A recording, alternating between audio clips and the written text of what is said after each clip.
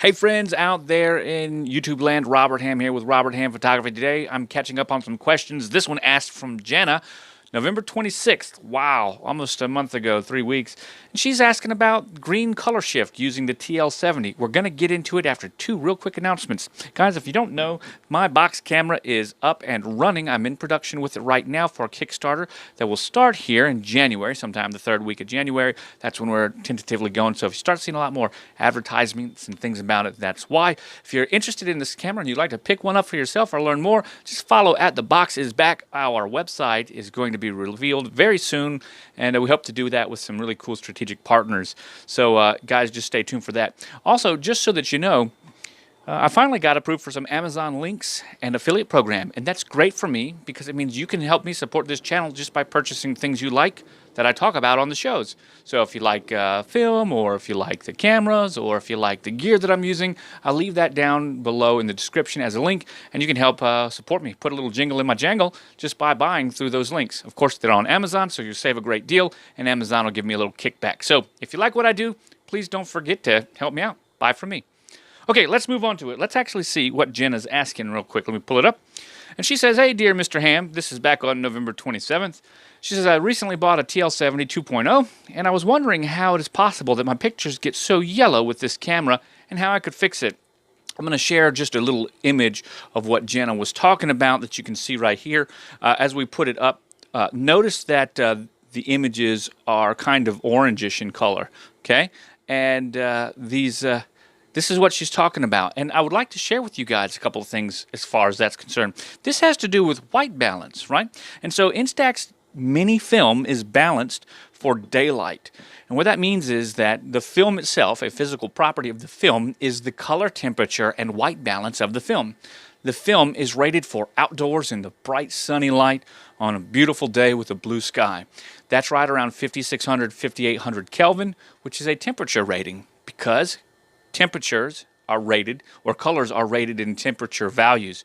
When we get inside into more incandescent light inside of a home, you get into a lower temperature rating, which brings out more orange.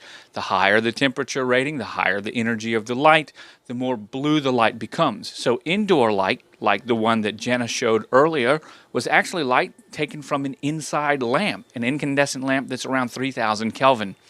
Now, our digital cameras have something really cool. They have electronic white balances that take place, which means that the camera, just like this camera that's recording me right now, can compensate for the different colors of light, and it takes a main color that it sees mostly and balances off of that, generally trying to make everything nice and white. Let me share with you. There's a main light right here, right up there, that's actually a fluorescent lamp that is daylight balanced. It's one of my studio lights. That's why everything around here looks nice and normal. If you look up in the side over here, the white in these papers, and even the white on the Instax film, and the white in my camera prototype back there, the little plate, the patent plate, looks nice and white.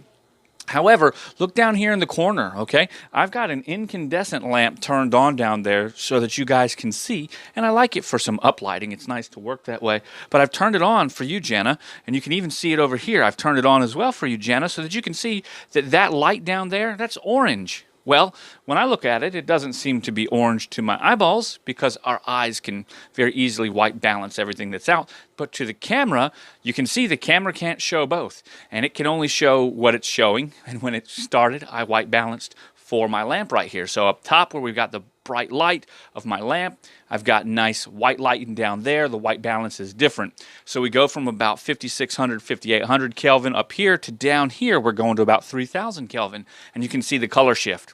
Well, that color shift is the exact same thing that is happening in your photos. Let me share with you this.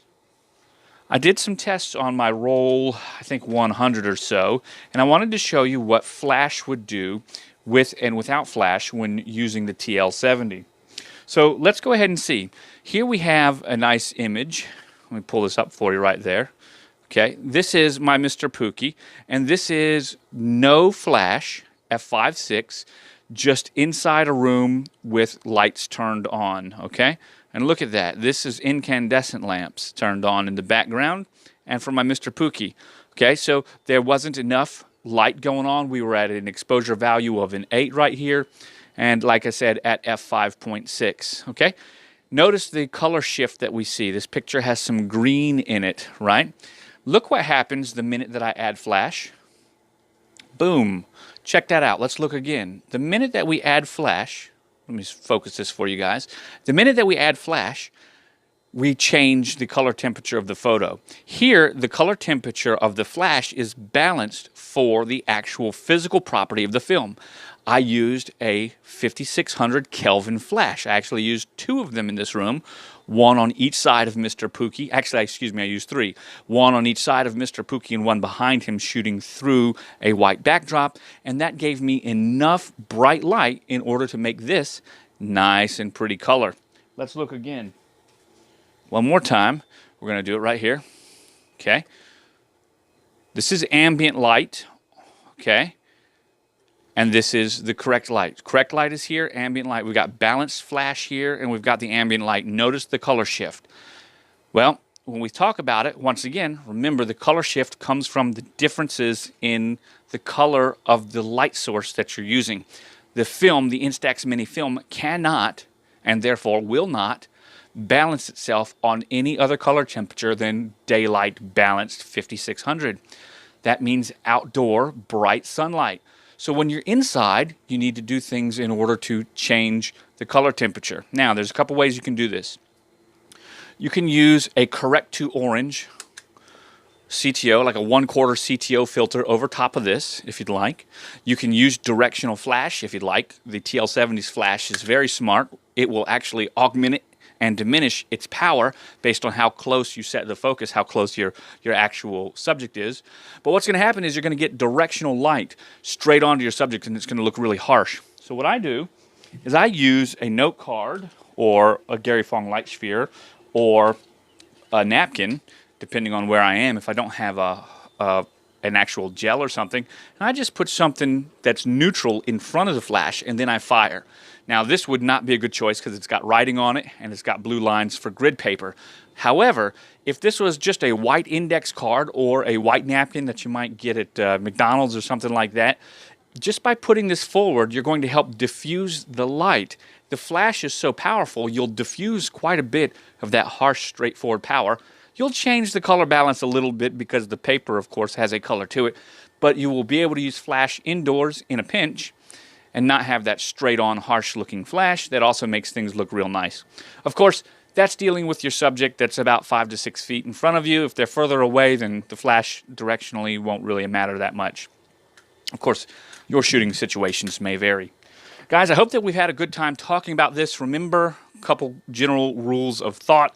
Indoor lighting at nighttime is around 3000 Kelvin. That's very orange. Halogen and fluorescent lamps have blue and green in them respectively. Outdoors, you go outside, the sunlight has quite a bit of blue in it. So when you're taking pictures, the best photos that you're always going to get are when you can do that under a bright sunny day with very few clouds in the skies. And here are just a couple of examples. Here's one right here of me. Okay, and then here's another one. Okay, outdoors, bright sunny day. Here's another one. Look, beautiful color because I'm taking the pictures, right, of these things outdoors. Here's one, even under the yellow of a green canopy in the background, looks real nice. Here's another one. Beautiful pictures. What do you see? What do you notice in all these? We notice the nice color of the sky. And of course, whenever we're indoors, if we can balance with flash by bouncing off the ceiling or through something, then we're going to get nice, even lighting. Guys, I'm Robert Ham with Robert Ham Photography. Today, Jenna, I have been answering your questions. I hope that you find them helpful. I want to thank you for watching and remind you that I will catch you on the flip side.